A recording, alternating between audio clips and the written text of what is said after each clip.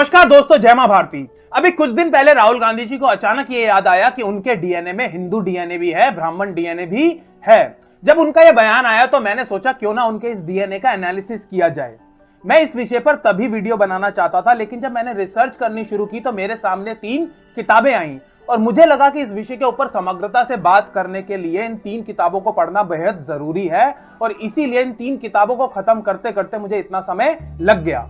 आज मैं आपके सामने इस वीडियो में जो जानकारी प्रस्तुत करूंगा वो मेरे विचार नहीं है, मेरी ओपिनियंस नहीं है, बल्कि इन 3 किताबों से ली गई, इकट्ठी की गई जानकारी है।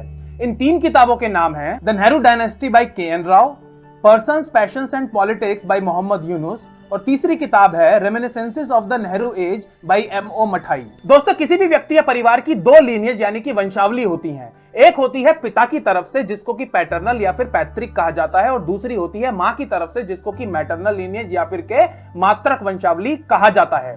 किसी भी देश, धर्म या समाज में, या फिर मैं कहूं कि लगभग हर धर्म, देश और समाज में पिता की जो लीनियज है, जो पैटर्नल लीनियज है, वो ही कैरी फॉरवर्ड होती है।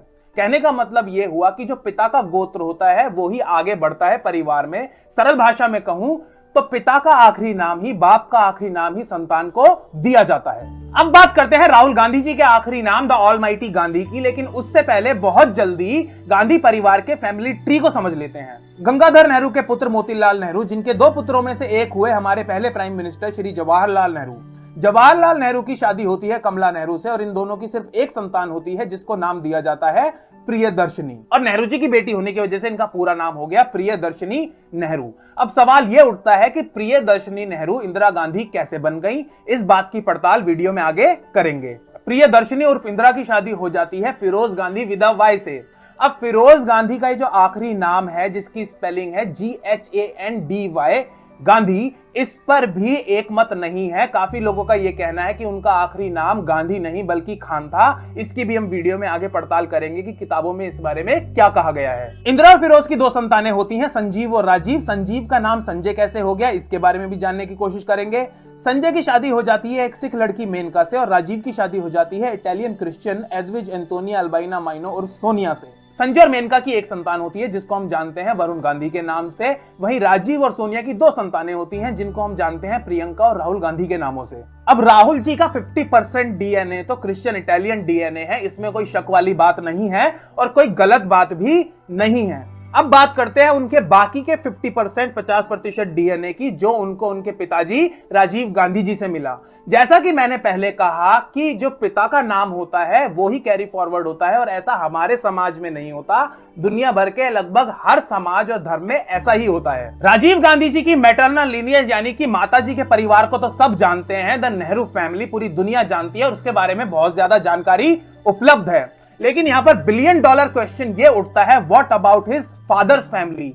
क्या उनके पिता के परिवार के बारे में भी इतनी जानकारी उपलब्ध है जितने की उनकी माता के परिवार के बारे में जानकारी उपलब्ध है? नहीं है दोस्तों। अगर उतनी जानकारी नहीं तो क्या उसकी आधी, 1/3, 1/4 जानकारी भी उपलब्ध है? नहीं है दोस्तों। ऐसा क्यों है?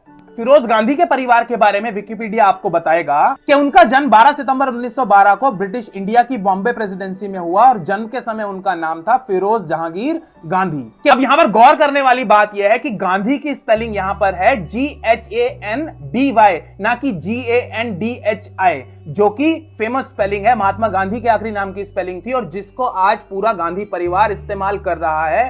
फिरोज गांधी के आखिरी नाम गांधी की स्पेलिंग वो नहीं थी। विकिपीडिया आगे आपको बताएगा कि फिरोज का जन्म एक पारसी फैमिली में पिता फरीदून जहांगीर गांधी और मां रतीमाई के यहां हुआ।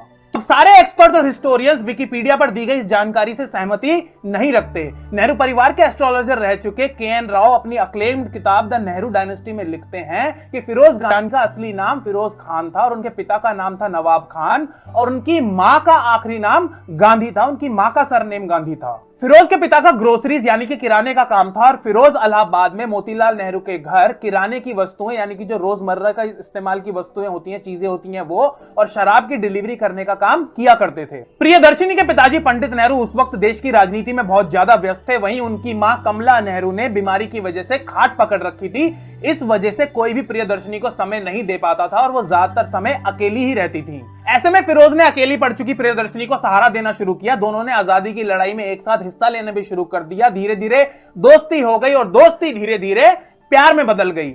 भागकर एक दिन दोनों ने एक मॉस्क में मस्जिद में शादी कर ली और प्रियदर्शनी ने अपना धर्म परिवर्तन कर लिया और अपना नया नाम रखा मैमुना बेगम। जब यह खबर नेहरू जी को मिली तो वो आग बबूला हो गए। उनको लगा कि उनकी बेटी ने अपना राजनीतिक करियर शुरू होने से पहले ही खत्म कर लिया है और देश की राजनीति में नेहरू परिवार का भविष्य भी खत्म कर दिया है। राव लिखते हैं कि शादी की वजह से कांग्रेस और नेहरू के नजदीकी समर्थकों में काफी ज्यादा रोष था और रोज बड़ी तादाद में नेहरू जी को शिकायतों से भरी चिट्ठियां मिलने लग गई।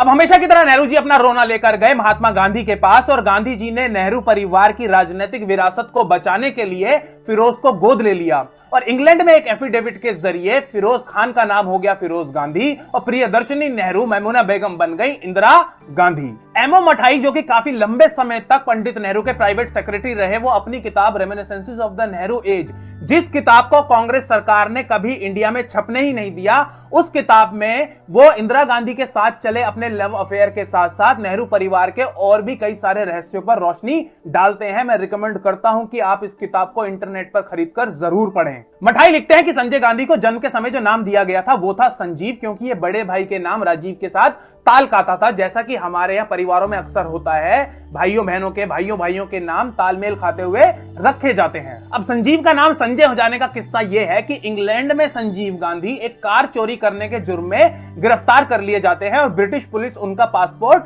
जब्त कर लेती है। उस वक्त इंग्लैंड में इंडिया की तरफ से हाई कमिश्नर थे कृष्णा मेनन। इंदिरा गांधी कृष्णा मेनन को फोन करके कहती हैं कि मेरे बेटे को वहां से निकालो, उसको बचाओ। अब कृष्णा मेनन संजीव के लिए एक नए पासपोर्ट का इंतजाम करते हैं, नया पासपोर्ट बनवाते हैं और उसमें वो उनका नाम लिखवाते हैं, नया नाम लिखवाते हैं संजय गांधी। दोस्तों, अगर फिरोज गांधी गांधी ना होकर खान थे भी, अगर ये बात सच है तो भी इसमें कोई गलत बात नहीं है, कोई परेशानी नहीं है, क्योंकि इस देश में आपको लोगों का प्यार मिलना, आपका सफल होना, आपका आसमानों को छूना आपके धर्म पर कतई निर्भर नहीं करता। लेकिन अगर यह बात सच है और इसको जानबूझकर दबाया गया तो वो गलत बात है। अगर ऐसा किया गया तो यह चीज कांग्रेस और गांधी परिवार की सोच में लगी हुई सांप्रदायिक षड्यंत्र को ही दर्शाती है और कांग्रेस और गांधी परिवार के लोगों को पूरी दुनिया को सेक्युलर एंटी सेक्युलर के सर्टिफिकेट बांटने का कोई हक नहीं बनता। अगर आपको वीडियो पसंद आया है तो इसे लाइक कीजिए, शेयर कीजिए, चैनल को सब्सक्राइब कीजिए, बेल आइकन जरूर दबाइए। जल्दी मिलेंगे एक और वीडियो के साथ। जय मां भारती, जय हिंद।